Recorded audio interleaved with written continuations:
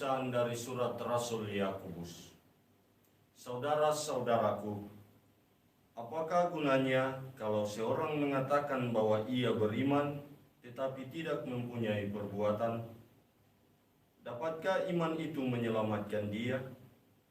Misalnya saja seorang saudara atau saudari tidak mempunyai pakaian dan kekurangan makanan sehari-hari. Kalau seorang di antara kalian berkata kepadanya, "Selamat jalan, kenakanlah kain panas dan makanlah sampai kenyang," tetapi tidak memberi apa yang diperlukan tubuhnya, apa gunanya itu? Demikian pula halnya dengan iman.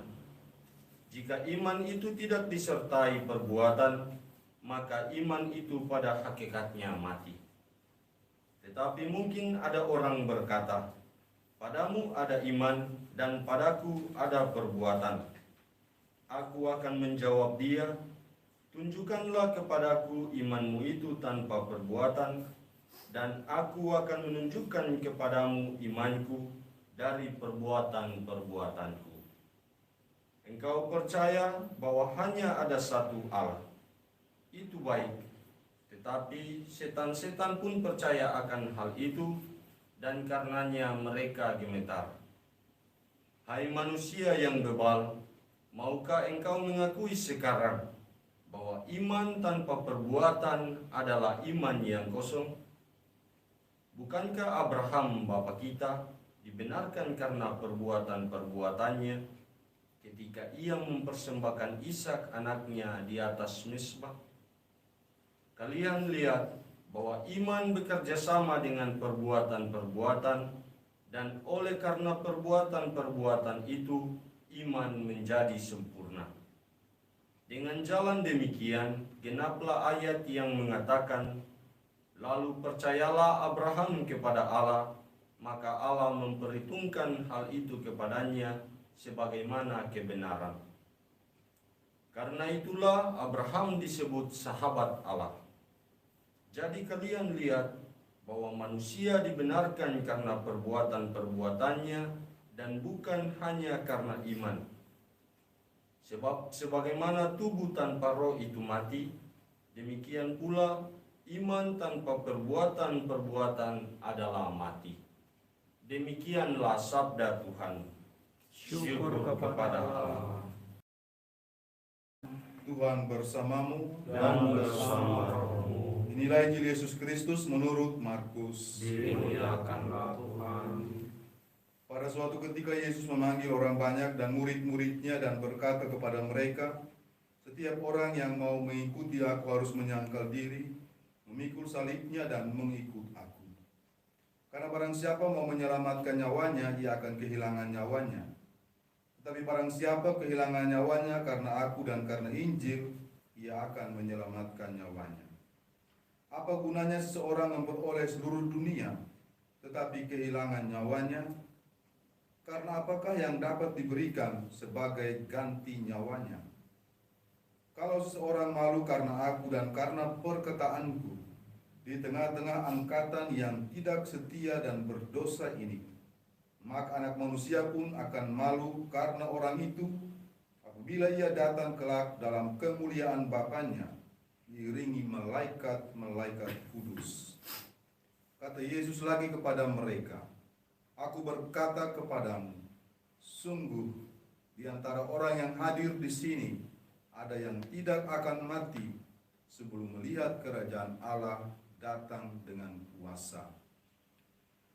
Demikianlah sabda Tuhan. Terpujilah Kristus. Para pastor, diakon, saudara-saudariku yang terkasih, Paulus menulis dalam surat kepada jemaat di Roma 3:28, "Karena kami yakin bahwa manusia dibenarkan karena iman dan bukan karena ia melakukan hukum Taurat." Sedangkan Yakobus menuliskan dalam Yakobus 2:24, "Jadi kamu lihat bahwa manusia dibenarkan karena perbuatan-perbuatannya dan bukan hanya karena iman." Kedua tulisan ini seringkali dipertanyakan karena sepintas seolah-olah seperti bertentangan. Paulus menyatakan bahwa manusia dibenarkan karena iman, sedangkan Yakobus berkata manusia dibenarkan karena perbuatannya dan bukan hanya karena iman. Yang harus kita percaya dan mengerti adalah bahwa firman Tuhan tidak ada yang bertentangan satu sama lainnya. Kanon Alkitab, kanon kitab suci adalah sebuah keselarasan yang sempurna dan sudah teruji. Yang kita butuhkan adalah pemahaman yang baik dan utuh untuk bisa melihat bahwa sebetulnya Yakobus tidak menentang Paulus, tetapi sebaliknya justru mendukung Paulus. Seperti dijelaskan dalam surat kepada jemaat di Roma, manusia dibenarkan karena iman. Iman kepada Tuhan Yesus Kristus itulah yang membenarkan dan menyelamatkan seseorang. Ditegaskan juga dalam Yohanes 3 ayat 16, supaya setiap orang yang percaya kepadanya tidak binasa, melainkan beroleh hidup yang kekal. Kejadian 15 ayat 6 juga menyatakan, lalu percayalah Abraham kepada Tuhan, maka Tuhan memperhitungkan hal itu kepadanya sebagai kebenaran. Yakobus pun mengutip Kejadian 15 ayat 6 dalam suratnya di Yakobus 2:23. Yakobus sama sekali tidak menentang pernyataan Paulus mengenai keselamatan oleh karena iman. Yakobus justru menekankan dan menjelaskan iman seperti apa yang menyelamatkan itu. Iman sejati yang dibuktikan melalui perbuatan. Iman yang nyata bukan sekedar ucapan mulut seseorang yang mengaku percaya, tetapi tidak bisa dipertanggungjawabkan. Bukti dari sebuah perkataan adalah tindakan. Demikian juga bukti dari perkataan iman adalah tindakan iman.